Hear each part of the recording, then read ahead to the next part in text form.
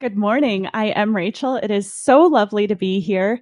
Thank you for that introduction and thank you for the warm welcome. Really, it has been so much fun to come onto campus here. One of my favorite parts of being a practitioner of religious science is that it allows me to be a guest speaker and fill in for Revs when they need a Sunday off.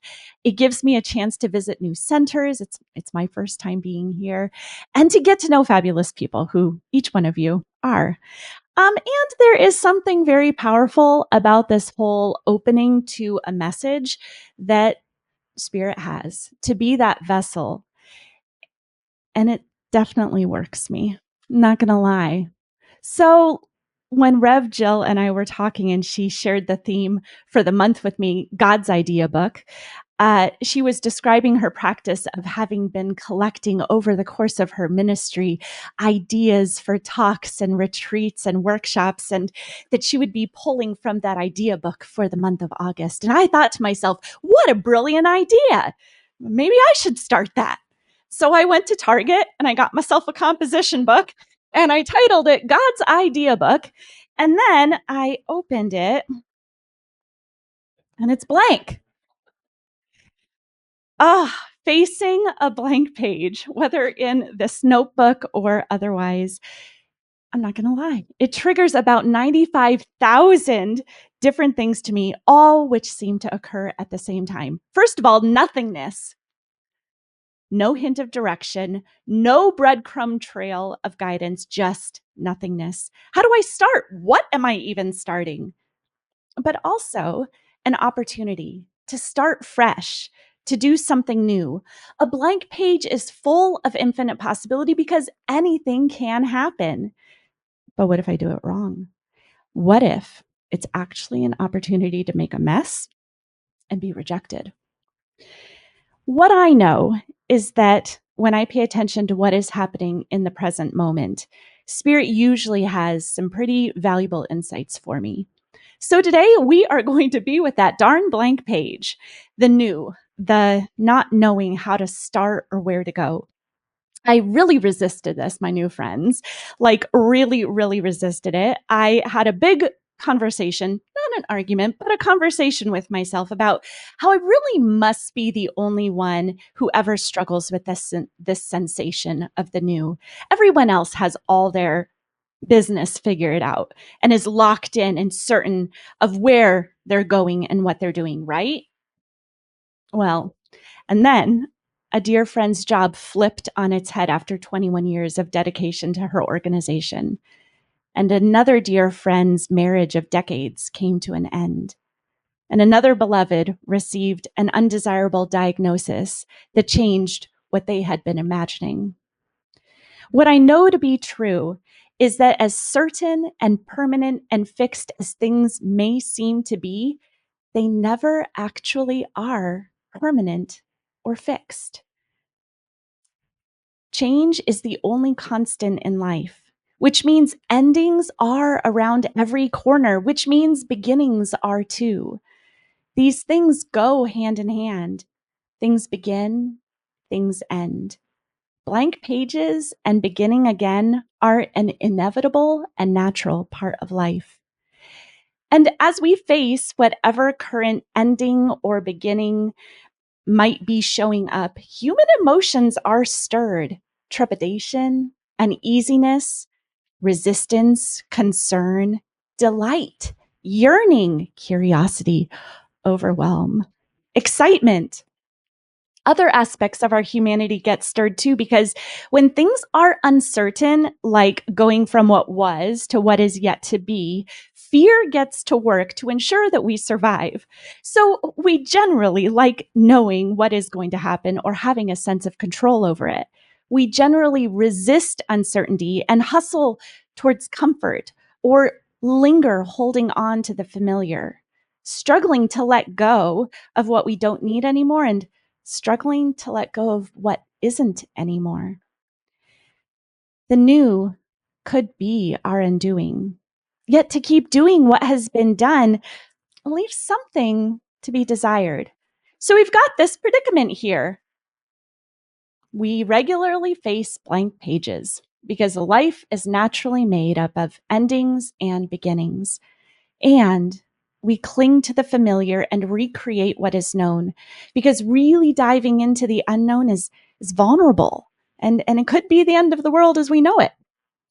And yet, I think that's exactly what the divine is calling us to start from scratch and embrace the call of creation alive at the center of each one of us.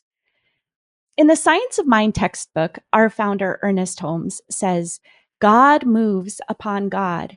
This is the starting point of creation. Every time one conceives an idea, it is God expressing himself. God is eternally knowing and eternally known through everyone. It is God's nature to know, and there is an emotional craving or desire for expression inherent in the universe. When we're confronted with new opportunities, the infinite possibility of what can unfold can be both exhilarating and terrifying. When we get caught in the fear side of things, it can limit how we show up, which leaves us feeling unsatisfied and that there's something more maybe to life. So today is about perceiving those perceived limitations, those edges that we imagine, and reframing them as empowering ways that we can dive into the mystery of what wants to emerge through us, even if we feel like we're starting from scratch. You ready? So I invite you to take a moment and just consider, what is your blank page? What is that for you in your life right now? Let it gently occur to you. Perhaps a project, a relationship, a move, a diagnosis, job, otherwise. Notice how you feel towards this situation, and notice what thoughts rise up for you. I find that when faced with the new, we can get ensnared by a few different pitfalls. So we're going to take a peek at 3. The first pitfall I want to call out is the thought, I have to right now. This pitfall can show up when we know the direction that we want to head, and we're suddenly slammed by an onslaught of all the things that need to happen to bring about the fruition of that thing right now. There's a strong sense of urgency that triggers 1 million to-dos, and it's like we become a web browser with tab after tab open, leaving our systems overwhelmed and on overdrive. I have to figure it out, get married, submit the grant right now. This is how it really feels to me. I don't know about you. It can feel pressing and urgent, necessary, as if there is no time to waste. This showed up for me a few weeks ago when my parents and I had been talking about going to India this fall. We had been casual conversation about it. No dates had been exactly named. No tickets had been purchased. I was cool as a cucumber, open to whatever might happen. And then we started looking at dates, and we started looking at tickets, and my heart rate started increasing, and I got really hot. And within the span of days, a surge of India has to happen now surrounded me. With each passing hour, ticket prices were rising, and my chance of getting my visa approved in time was dwindling. And I tried to figure out how to apply for a visa, and I ran to Walgreens to get a new passport photo. And I was imagining being on a plane for so many hours and waking up in Delhi in the morning in the middle of the Phoenix night and walking out, and there are sounds and noises in a language I don't even speak. And then I started Duolingo Hindi classes because I figured I better learn the language right now. Ah, then, when the tickets that we had purchased didn't go through, and the Indian consulate website with the visa information was down, and I couldn't figure it all out right then, I felt the urge to say, I shouldn't go. And this is just an example of how I have to right now can show up and potentially thwart something new that wants to emerge. The reality is that there is really not a lot that actually has to happen right now. I like to say, unless there's blood or bones or barfing. Generally, there's nothing that is actually urgent. I'm a former teacher. This is necessary to let kids know. And so in that moment, it was the reality. I don't have to make India happen today. When we notice a sense of pressure, urgency, and that right now energy, we have an opportunity to choose what happens next. We can panic and throw up our hands or call it quits or keep pushing if that's what serves us and is in alignment with what is most important to us. But we don't have to. Regarding India, I was able to reconnect with my desire to go to the country that my mom was born and raised in with her and my dad for the purpose of celebrating my uncle's wedding. The trip engages my values of family connection, support, and adventure. As I slowed down and softened to what was most important, I realized my choice point. I could choose to stay in knots and urgency and frustration, or I could choose to approach the situation anew. I was willing to choose to just focus on the visa. I chose to call the consulate, and when I did, I learned that the website would be up within 2 days. I chose to wait 2 days to try again. And in 2 days, when I tried again, I was able to easily get the information I needed. So, takeaway one, if you've noticed that you've tumbled into the pitfall of to right now, reframe it as I choose to because this is important to me. See the new opportunity before you and choose a single next step based on what is most important to you. So, the next pitfall I want to address is called someone knows better than me. External source, give me a direction. It also sounds like, I don't know. This when this comes up for me, I feel like I have nothing and I am starting from scratch, which can just feel majorly overwhelming and uncomfortable. And I don't want to be overwhelmed or uncomfortable. So can't you just tell me what to do? While it is true that there are many, many wise others out there, sometimes we can fall into the thinking trap that they know better what I should do. They know better than me, especially if they have particular training, have been around the block more than us, or have done a similar new thing that we are facing now. It can seem like the reasonable thing is to just have them tell us what to do. It would save us so much dis-ease, right? And it happens in the reverse, as in, I went through this thing and it was so very hard and complicated, and you shouldn't have to go through that. So let me tell you what to do. This is a really lovely sentiment on one hand, because it suggests a coming together to support one another and fill in the gaps where something can seem missing. It can be hugely beneficial to navigating uncomfortable new things. It can even come out of the reframe that we just explored. I choose to ask for guidance because I really care about doing this well. And it can become a pitfall when we defer to another because we don't trust our internal knowing. Fear is tickled because somewhere along the way, we may have been told or inferred or came to believe that we don't know. And we lack the ability to figure it out, and we'll mess something up if we trust ourselves. It can seem safer to have someone else tell us what to do. Heck, maybe then we wouldn't actually have to take responsibility if it doesn't work out.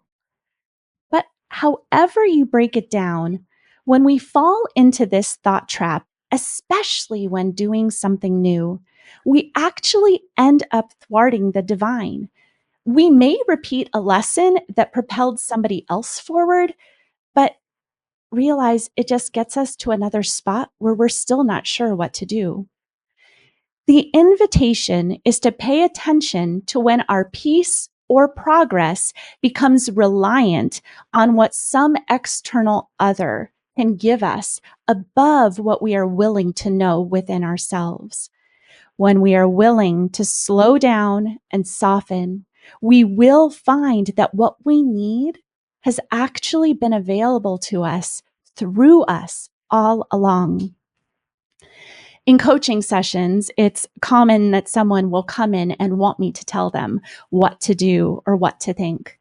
While I may have some really great insights or ideas of things that might support them, the truth is I can't know what will actually be best for them. What is most profound is when I simply reflect back to them their own knowing. I said to a client the other day, I hear that you really benefit from having time to yourself. You care about supporting your family and you need solitude. After reflecting something like this back, I like to pose the question, what could this look like? And usually we have a clear idea of what that could be. We know what is ours to know. Sometimes the windows of our deep knowing get cloudy, and we simply need to clean them off by listening deeply to our own hearts. A wise other is most beneficial when they simply reflect back to us what they hear us say, what we already know. So takeaway 2, notice if you've fallen into the pit of, I don't know, somebody else knows better, and reframe it as divine wisdom within me knows. See the blank page as an opportunity to deepen into what is ready to be revealed to you through divine wisdom. And the final pitfall I want to offer is the idea that there is one singular right way end product solution. When we're ensnared by this belief, thoughts like it has to be can hide our choice points and mute divine knowing that may be rising up, and instead promote feelings of constriction, pressure, and stress. When we are fixated on a singular way, it's like living inside the proverbial box. It's limiting creativity and curiosity and exploration of what else is possible, which is the impulse of spirit. New thought is about fully embodying the unfolding nature of the divine in, through, and as creation in a new way. If we continue to repeat what has already been done or limit ourselves to one way it can be going forward, we're missing opportunities to live into our fullness as the divine creations we are. When we face the blank page or new opportunity, we have a hint of the brilliant possibilities that abound. There are many ways that life can unfold. While we may have an idea of what we want or what would be easiest or most fulfilling or most thrilling, that idea is an idea. So maybe there is something even more easeful or more satisfying or more thrilling than we could even imagine. When we stay open to more than one right way, we open our hearts and minds to the new ways that Spirit is ready to unfold in our lives. Additionally, when we are willing to trust that life is for us, the qualities of the divine, like beauty and abundance, love and wholeness, that they are at the heart of all that is, we learn to see through the conditions of challenge, pain, and fear in ways that promote understanding, acceptance, and more divine good to be experienced. When we are faced with that blank page, it's really an invitation from Spirit that we're ready for more, that more wants to emerge through us. We don't need to know the how, but be willing to soften and allow.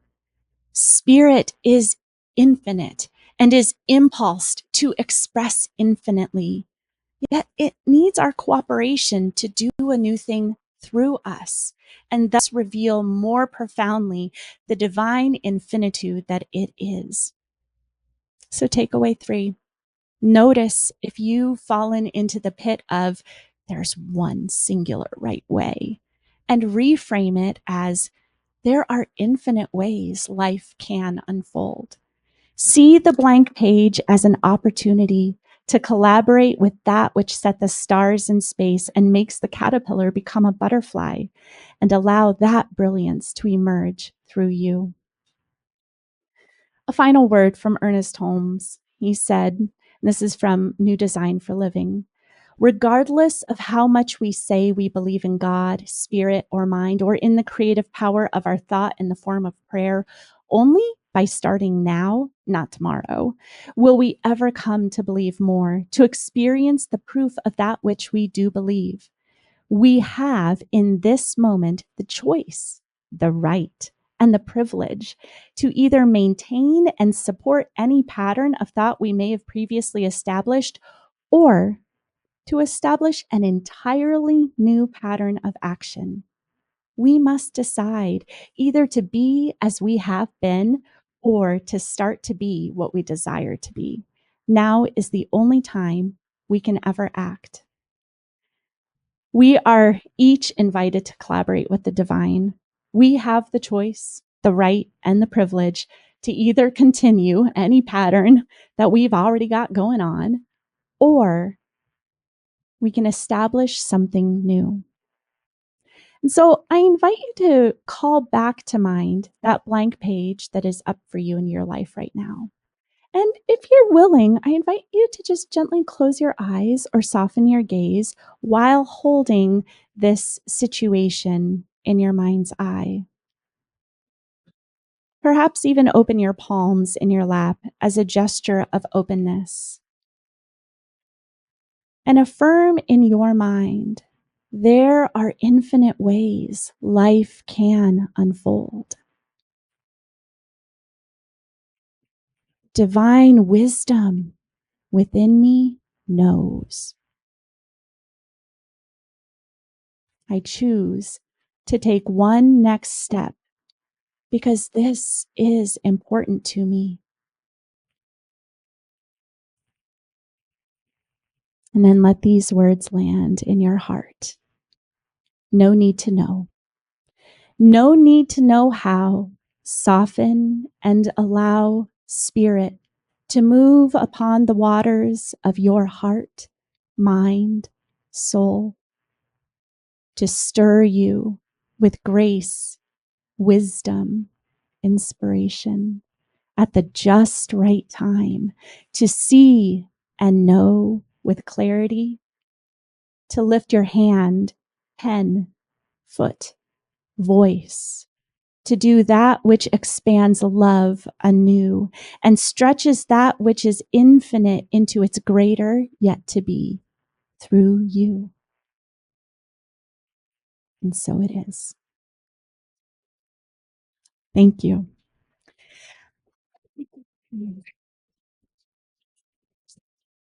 Now, before closing this in prayer, I know there's a tradition here of having a time for questions or insights or anything that rose up for you that you'd like to share with the community. And so I want to open that time now. Does anybody have anything they want to share?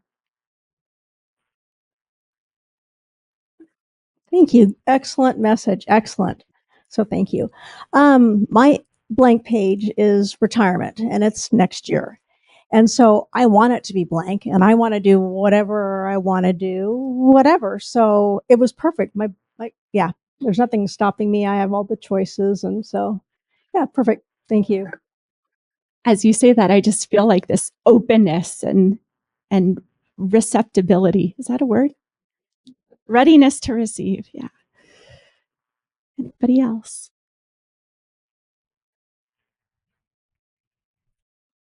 Hi, Kyle and I are new to this center, and we're excited to be here. So, Kyle and Lori. So, uh, So the reason I wanted to speak was because I resonate with this, and I am certain that serendipity was present because I think my spirit team wanted me to come, and Kyle as well. I actually had a situation that happened that nudged me into potentially doing something different. I'm an engineer by trade, and in the previous, I had shunned my previous religion, which was Southern Baptist, and I have not gone to a church until this time, from the time I was 18.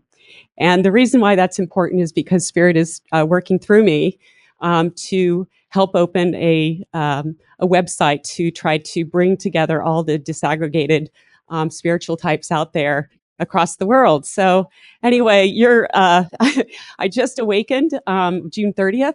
And so it's been quite a ride, and I have experienced exactly that, being driven and trying to get stuff done. So I just wanted to share that this message was incredibly important to me to hear today, and I hope it was for you as well. Oh, thank you so much for giving us a glimpse into your life. Thank you.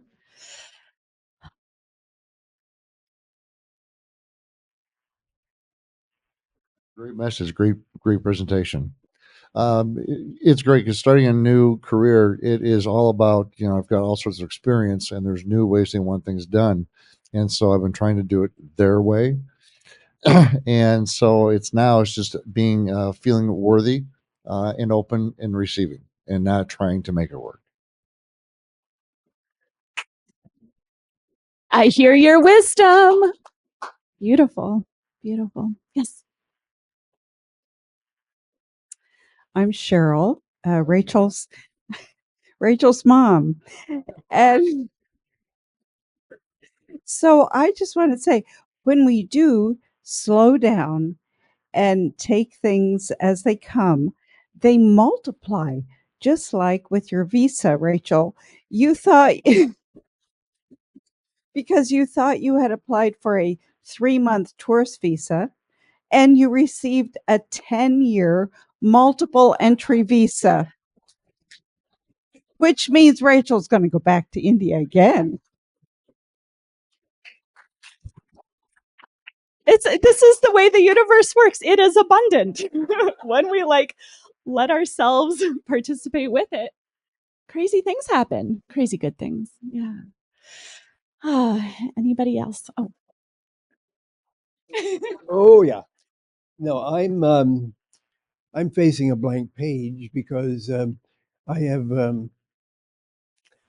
terminal cancer, and it's the most wonderful experience in my life. It's a blank page because I don't know what's going to happen, and I've had ups and downs, ups and downs, ups and downs. But what I've wanted is to come into a group like this, in which we can, yes, the spirit is at work, and it's an adventure. It's not a mystery. It's an adventure into a new way of living. And I came in and I said, whoa, this place is alive because you are living an adventure. So I have my problems. I don't know what I'm going to do, but in fact, my agenda is too big right now. And will I be able to stay around to do it? See? Okay. So I'm glad that she's coming with us to India.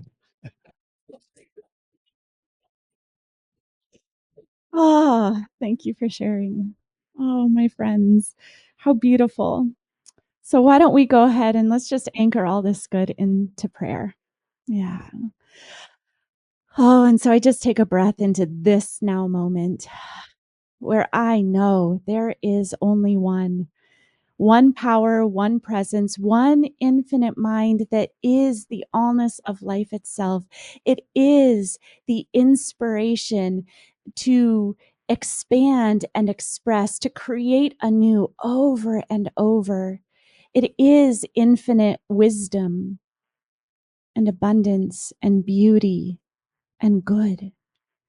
And as I know it is all there is, I know it is that which I am. There's no separation between that which called me into being and that which I am right here and right now. I know that what is true of it is true in, through, and as me. And as I am so certain and have this clarity about myself, I know this for each beloved in person here, each person online, anybody in the sound of my voice, that right where they are one in the divine one. There's no separation between the infinitude of life itself and the life that they are living out. And that what is true of spirit is true of them. And so I speak a word on behalf of all that are here, knowing that life is unfolding in the way that reveals good even more, in the way that brings healing and understanding to one's own heart and to those that they relate to. That from this place, a new thing is happening in every step, in every breath, in every moment, and it is good. And so any feelings of fear or concern or trepidation simply soften. And what is revealed is the next step, the way forward, and the unfolding cannot help but happen. And I am so grateful to know this is so, that as I speak this word, it is already happening, that we are each these brilliant flowers blossoming in the way that is just right for spirit to be expressed through us. And so I simply release my word into the action of the law, knowing that it is done. Say, thank you, Spirit. Thank you, life. And together we anchor this prayer in by saying, and so it is.